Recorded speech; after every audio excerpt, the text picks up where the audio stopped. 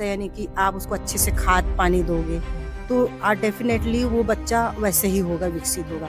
यदि आप उसमें शुरू से गीता का ज्ञान है, रामायण है, भागवत है, ये चीज़ आप उसमें बीज में ही डाल दोगे, तो वो सोचो आप उसमें कितना परिवर्तन होगा, कितना कितना अच्छे से विकसित होगा।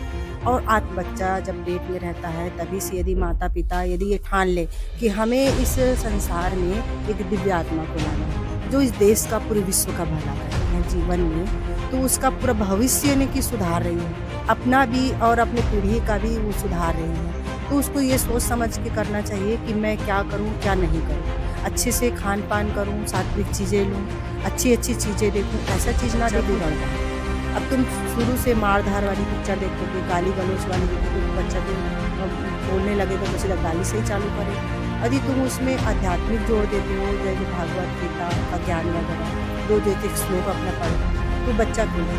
तो इसीलिए जो है ना आजकल के जो बच्चे हैं ना अपने पूर्व जन्म के संस्कार के कारण और कुछ तो जैसे इस जन्म में भी जिसके यहाँ उन्होंने जन्म लिया है, यदि उनकी अच्छे संस्कार वाले घर में यानी कि जन्म हुआ है, जिसके यहाँ पूजा पाठ साधना और ये सत्संग उनको बचपन से जैसे मिलता है ना, तो वो जल्दी से आगे बढ़ते हैं। आपके कहने के अनुसार ये हरिद्वार में बहुत ऐसे धार्मिक स्थल हैं, लोग वहाँ पर आते हैं और अपना पुण्य कमा कर जाते हैं, जो भी है वहाँ पर आते हैं, दर्शन करके जाते हैं, जो भी देवी देवता है या जो भी महापुरुष है उनका दर्शन करके जाते हैं। लेकिन एक तरफ संत श्री आसाराम बापू जी, यहाँ पे भी लोगों की काफ़ी भीड़ लगा होता है, तो यहाँ पे आने के बाद लोगों का क्या अनुभव होता है? देखिए जैसे कि मैं अपना बताती हूँ, जैसे कि मैं यहाँ एक पॉजिटिव जो एनर्जी होती है ना, यहाँ बहुत ज़्यादा है। अन्य जगह तो मैंने बहुत कम देखा है, लेकिन कई ऐसे जो संत हैं ना, जो ब्रह्म यानी कि ब्रह्म ज्ञान में है ना, यहाँ जैसे हमारे बापू जी हैं वैसे उसी तरह से, तो कुछ ऐसे संत हैं जिनकी उम्र जो है बहुत ही ज़्यादा है। तो वहाँ पर है ना जैसे ही हम कदम रखेंगे ना हमको खुद ही महसूस होता है। तो इसी कारण ना यहाँ पर जो है ना आते हैं तो उनको इतना अच्छा लाभ होता है। सबसे पहले तो मानसिक शांति होती है, मन उनका एकदम शांत हो जाता है। लोग क्या है दुखी होके आते हैं अपने घर से, कई प्रकार की सांसारिक कष्ट है जो उन्हों अपने घर में जो मिलता है ना, तो उससे उन लोग थोड़ा सा शांत हो ऐसे करके ना गुरुद्वार पे आते हैं। तो इतना अच्छा है ना कि उनको लगता है कि मुझे जहाँ तक है मेरे परिवार वाले हैं उन्होंने बताया कि हमको यहाँ के परम शांति का अनुभव होता है, ऐसा लगता है कि यहीं रह जाए। लेकिन क्या करोगे, घर तो जाना ही पड़ता है ना, फैमिली है तो वो सब देखना पड़ता है, बंधन में फंसे हुए हैं तो ऐसे करके। तो यहाँ का जो है ना वाइब्रेशन जो है ना बहुत ही तगड़ा है। हाँ, इसीलिए यहाँ लोग ना आते हैं और अत्यंतिक यानी कि आनंद का अनुभव करते हैं। तो आपने जिस तरह कहा कि यहाँ पर आते ही लोग जो संसार में जो टेंशन होता होगा, बर्डन होता होगा, यहाँ पर आते ही भूल जाते हैं और संसार के वातावरण को छोड़कर लोग आध्यात्म के वातावरण में यहाँ पे आ जाते हैं। जी, तो ये ना और जैसे घर में बहुत सारी हमारी तकलीफ़ें होती हैं ना, वो सारी तकलीफ़ें यहाँ छू और उनकी जो प्रॉब्लम जो है ना सॉल्व होने लगती है अपने आप। और सवाल पूछना चाहता हूँ आपके, खासकर जो टीनेज के जो बच्चियाँ होती हैं जिनको अध्यात्म से ज़्यादा लेना देना नहीं होता है, तो वो क्यों अध्यात्म से लेना देना उनको नहीं होता है, वो ज़्यादा वेस्टर्न को क्यों फॉलो करती है? क्या उसमें माता पिता ने बचपन से उनको बचपन में अच्छे संस्कार नहीं दिए?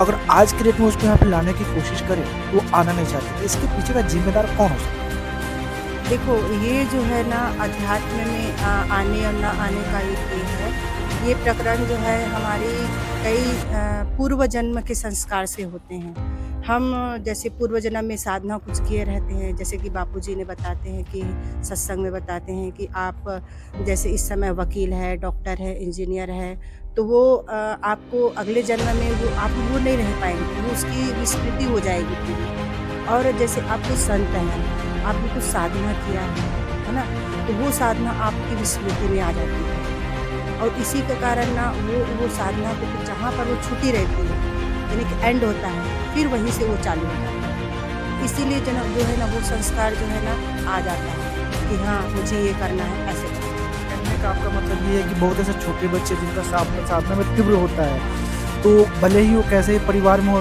कहीं ना कहीं से उसके साधना जो पूर्वजन्म का साधना होता है वो एक आध्यात्मिक ओर से जोड़ होता है। हाँ बिल्कुल बिल्कुल, तो इसीलिए जो है ना आजकल के जो बच्चे हैं ना अपनी पूर्व जन्म के संस्कार के कारण और कुछ तो जैसे इस जन्म में भी जिसके यहाँ उन्होंने जन्म लिया है, यदि उनकी अच्छे संस्कार वाले घर में यानी कि जन्म हुआ है, जिसके यहाँ पूजा पाठ साधना और ये सत्संग उनको बचपन से जैसे मिलता है ना, तो वो जल्दी से आगे बढ़ते हैं। अच्छा, आपके कहने के अनुसार ये जो गेम चल रहा है कई जन्म जन्मांतरों का खेल है, हाँ, बस यही है। तो अभी के जो खासकर बच्चे टीनेज के बच्चे हैं, तो कम से कम वो अगर मानव जाति में मानव में अगर उनको जन्म मिला है तो कम से कम ये जन्म तो ना बिगाड़े, राइट ना?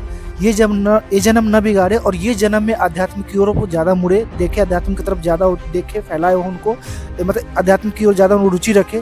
तो इसके लिए आप मेरे चैनल के माध्यम से क्या अपील करना चाहते हैं इस देश के बच्चे को, खासकर माता पिता को भी, कि आप बच्चे को अपने अध्यात्म से जोड़कर रखें, सनातन संस्कृति की ज्ञान बच्चों को दे? इसी के लिए ना हमारे जो गुरुदेव हैं पूज्य आसाराम बापू जी, उन्होंने ही ये कदम उठाया है कि उन्होंने देखा कि बच्चे जो हैं पाश्चात्य संस्कृति जो है विदेश की संस्कृति को अपना रहे हैं, वो जैसा करते हैं, जैसे वो जीन्स पहनते हैं तो यहाँ भी जीन्स पहनते हैं, लेकिन ये नहीं देख रहे हैं कि विदेश के लोग गीता पढ़ना, रामायण पढ़ना चालू कर दिए, उसको ये नहीं देखते हैं हमारे देश में। इसीलिए बापूजी ने ये अपनाया है कि हमारे देश की जो संस्कृति को बच्चे ज़्यादा से ज़्यादा अपनाएं और सबसे पहले तो उसके माँ बाप अपनाएं, क्योंकि जैसे माँ बाप करेंगे वैसे बच्चे करेंगे। क्योंकि आप देखोगे छोटे बच्चों को जैसे माँ बाप करते हैं ना, सेम वैसे ही उसकी कॉपी करते हैं छोटे बच्चे। तो यदि माँ बाप यदि आगे बढ़ेंगे ना इस क्षेत्र में, सत्संग के क्षेत्र में, अध्यात्म के क्षेत्र में, तो बच्चे ऑटोमेटिक ही आ जाएंगे। पाश्चात्य कल्चर की बात किया, पाश्चात्य कल्चर के अकॉर्डिंग जैसे आज हमारे देश के बच्चे, मैं बता रहा हूँ कि ज़्यादा विश्व की चीज़ों को, ज़्यादा वेस्टर्न कल्चर को ज़्यादा फॉलो करते हैं और अपने इंडियन कल्चर को फॉलो नहीं करते हैं। और इस केस से जो बापूजी के साथ जो भी अभी प्रकरण चल रहा है, इसके माध्यम से भी आपको पता चल सकता है कि इसमें विदेश का बहुत बड़ा हाथ है, विदेशी फंडिंग बहुत ज़्यादा है और विदेशी जो हमारे संस्कृति को, सनातन को बर्बाद करने की जो प्लानिंग इनकी चल रही है, तो वो कहीं ना कहीं इसके पीछे भी काम कर रही है। और उसका रिजल्ट अभी विश्व युद्ध को लेकर दिख भी रहा है कि अगर उसने कांटे को बोया है, अगर बीज को बोया है, कांटे के बीज को बोया है तो कांटा ही उगेगा। तो अगर मुझे ऐसा लगता है कि वो अगर अभी से भी अपनी गलती को एक्सेप्ट करके सनातन को फॉलो करे, भारतीय संस्कृति को फॉलो करे, तो क्या विश्व में शांति हो सकती है? बिल्कुल बिल्कुल, इसमें कोई दो राय नहीं है कि यदि आपने संतों की राह पे चला, उसकी वाणी को सुन के, उसके सत्संग को सुन के, उसके ऊपर आपने चला है इसलिए, है ना, तो आप विश्व में शांति जरूर होगी और सबसे पहले तो उसके जीवन में सबसे पहले प्रभाव दिखेगा। मैं ये कहना चाहता हूँ, क्लियर कट करना चाहता हूँ कि उन्होंने तो सोचा कि हमें भारत को बर्बाद करनी है, कहीं ना कहीं उसका असर उनके खुद के देश में मिल रहा है। बिल्कुल बिल्कुल, देखो जो जैसा बोता है ना, जैसे बोलते हैं ना कि गड्ढा जो दूसरे के लिए खोदता है वो उसमें पहले गिरता है, तो यही यहाँ पर वाक्य ये है, सुवाक्य जो है इसका लागू होता है। उन्होंने भारत के लिए गड्ढा खोदा लेकिन वो सबसे पहले उन्हें में गिर गया। लेकिन ये सब गहराई से डीपली कब सोचेगा भारत के लोग?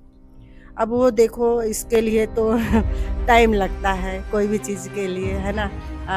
एक लोग को सुधारना है, पूरे समाज को सुधारना, देश को सुधारना, पूरे विश्व को सुधारना एक अकेले संत की बात नहीं है। इसमें सब संगठित होना सबका जरूरी है। आपको ऐसा लगता है कि जिस तरह स्वामी विवेकानंद का एक संकल्प था कि आने वाले दिन में पूरा भारत हमारा साक्षर होना चाहिए और उनका संकल्प फलित हुआ, उसी तरह बापूजी का संकल्प है कि हम भारत को विश्व गुरु बनाना है। सोने का चिड़िया हमारा भारत था, आज भी हमारा सोने का चिड़िया की तरह चमकना चाहिए। तो ये संकल्प जो बापूजी का है, बापूजी का जो मिशन है, ये मिशन पूरा होकर रहे। बिल्कुल, इसमें कोई शक नहीं है, क्योंकि हमने ऐसे ऐसे चमत्कार देखे हैं, खुद मैंने अपने जीवन में ही देखे हैं कि क्या बोलते हैं, जो भी चीज़ यानी कि बापूजी बोलते हैं वो पूरा होके ही रहता है और वो होगा ही होगा। भारत विश्व गुरु के पद पे जरूर आएगा, सोने की चिड़िया फिर से कहलाएगी, ये होगा ही। ये संकल्प बापूजी का जो है वो पूरा होगा, देर सवेर होगा लेकिन जरूर। इतना कॉन्फिडेंस, इतना आत्मविश्वास आपके अंदर कहाँ से बना?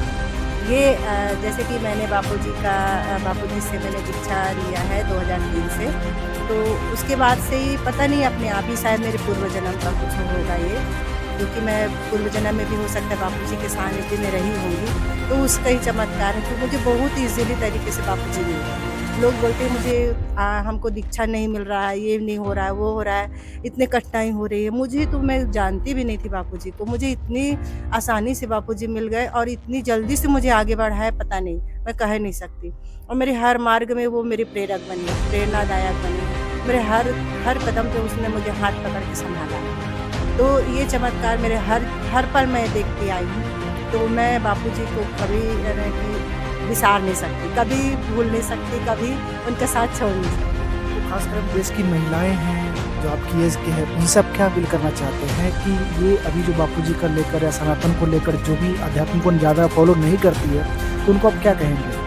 मैं तो यही बोलूँगी कि देश की जितनी भी माताएँ बहनें हैं, मेरी उम्र की हैं या फिर बड़ी भी हैं, वो भी बापूजी को ही ज़्यादा से ज़्यादा उसके मार्ग पे चले और देर सवेर उनका भी भला होगा, उनके परिवार का भी, उनके जितनी भी पीढ़ी है उनका भला होना ही होना है। इसमें कोई ये नहीं है कि शंका करने वाली बात है ही नहीं, सबका भला होगा। एक इंसान यदि भगवान के रास्ते में चलता है तो उसकी सारी पीढ़ी तर जाती है। ये सवाल इसलिए पूछा कि माँ ही एक ऐसा चीज़ है जो भगवान जैसे लोगों भगवान को भी जन्म देती है, भगवान को मित्र भी बना सकती है, सखा भी बना सकती है, भाई भी बना सकती है, पुत्र भी बना सकती है। माता के अंदर वो पावर होती है। माता ही सब चीज़ कर सकती है। देखो यदि घर की माँ यदि बच्चे को सही यानी कि राह पे ले जा सकती है तो वो कुछ भी कर सकती है। उसी का काम रहता है कि किसको सही राह पे ले जाए, किसको गलत राह पे ले जाए, है ना? तो ये माता ही सही संस्कार दे सकती है घर में। तो सूत्रों के हवाले से मुझे एक चीज़ और पता चला कि एक बापूजी ने महिला मंडल का आयोजन किया है और वो महिला मंडल जो है आजकल गर्भावस्था से लेकर मिशन को शुरुआत करती है।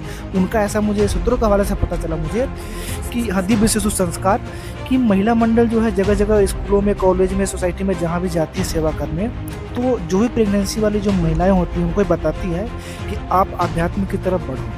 अगर आपके गर्भ में बच्चा है तो 90% संस्कार बच्चों को गर्भ में मिलता है। जैसा बीज बोओगे और बीज में जैसे यानी कि आप उसको अच्छे से खाद पानी दोगे तो डेफिनेटली वो बच्चा वैसे ही होगा, विकसित होगा। यदि आप उसमें शुरू से गीता का ज्ञान, रामायण है, भागवत है, ये चीज़ आप उसमें बीज में ही डाल दोगे तो वो सोचो आप उसमें कितना परिवर्तन है, कितना वो कितना अच्छे से विकसित होगा और आते ही वो कैसे यानी दिव्य बनेगा।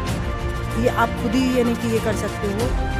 मैं ये कह सकता हूँ कि जो भी आजकल दिव्य आत्मा हमारे देश में आती है तो आपको देखने को मिलता है वो छोटा छोटा बच्चा है और इतना ज्ञान की बातें करता है, इतना शास्त्र की बातें करता है, तो कहीं ना कहीं वो जो है माता पिता का भी जो संगत और कोई पूर्व जन्म का भी उसका यदि बचपन से ही ना यानी कि बच्चा जब पेट में रहता है तभी से यदि माता पिता यदि ये ठान ले कि हमें इस संसार में एक दिव्य आत्मा को लाना है जो इस देश का पूरे विश्व का भला है तो वो जरूर आगे रहे, लेकिन उसके लिए हाँ पूरी तपस्या करनी पड़ती है। पूरे जो नियम हमारे इसमें बनाया गया है उसको नियम को पूरा फॉलो करना पड़ता है, उसके अनुसार ही कुछ ऐसे लोग हैं जो इन चीज़ों को फॉलो नहीं करते, नियम को फॉलो अपने सनातन संस्कृति की जो भी गर्भावस्था को लेकर नियम कानून है, कंडीशन है, वो चीज़ को फॉलो नहीं करती है। वही बच्चा जो है आगे चलकर बहुत ऐसे मैंने देखा है, प्रैक्टिकल देखा गया है कि माँ अगर गर्भावस्था में अगर मोबाइल को ज़्यादा देखती है तो उसका बच्चा ही बचपन से मोबाइल देखने वाला हो जाता है। मुझे मोबाइल चाहिए तभी मैं खाना खाऊँ, ऐसा टाइप का हो, मोबाइल के लिए वो रोता रहे। ऐसी माँ के लिए क्या अपील करना चाहिए? बच्चे का भविष्य देखना चाहती है तो कृपया मोबाइल वगैरह जो भी है निगेटिविटी चीज़ है उसको ज़्यादा फॉलो ना करे, आध्यात्मिक की ओर ज़्यादा झुकाव हो। देखो ये तो वही तो बोली ना, इसीलिए मैं ये बोल रही हूँ कि माता को जो है ना वो सही समझ सोच से ही काम करना चाहिए। यदि वो एक बच्चा को ला रहे हैं जीवन में तो उसका पूरा भविष्य यानी कि सुधार रही है, अपना भी और अपनी पीढ़ी का भी वो सुधार रही है। तो उसको ये सोच समझ के करना चाहिए कि मैं क्या करूँ क्या नहीं करूँ, अच्छे से खान पान करूँ, सात्विक चीज़ें लूँ, अच्छी अच्छी चीज़ें देखूँ, ऐसा चीज़ ना देखूँ जिससे कि बच्चा बिगड़ जाए। अब तुम शुरू से मार धार वाली पिक्चर देखोगे, गाली गलौज वाली देखोगे तो बच्चा तो बोलने लगेगा तो सीधा गाली से ही चालू करेगा। यदि तुम उसमें आध्यात्मिक जोर देते हो, जैसे भागवत गीता का ज्ञान वगैरह, रोज एक एक श्लोक अपना पढ़ो तो बच्चा क्या है शुरू से वो श्लोक में ही अच्छा उसको आनंद आएगा। तो ये माँ के ऊपर ही सारा चीज़ है। तो मैं यही बोलती हूँ कि माँ को जो है ना सोच समझ के ये सारा चीज़ करना चाहिए कि उसका बच्चा एक अच्छा यानी कि आदर्श और पूरे परिवार को, पूरे विश्व को एक नाम चीन करे, अपने भारत को नाम दे। ऐसे उसका उस माँ का आंसू ना पूछे जिसने पैदा किया, विश्व की हर माँ का यानी कि वो दुख दर्द समझे, सबका भला करे। ऐसे यानी कि बेटा वो देखो बच्चा होता है घर में लेकिन वो सबका बच्चा है।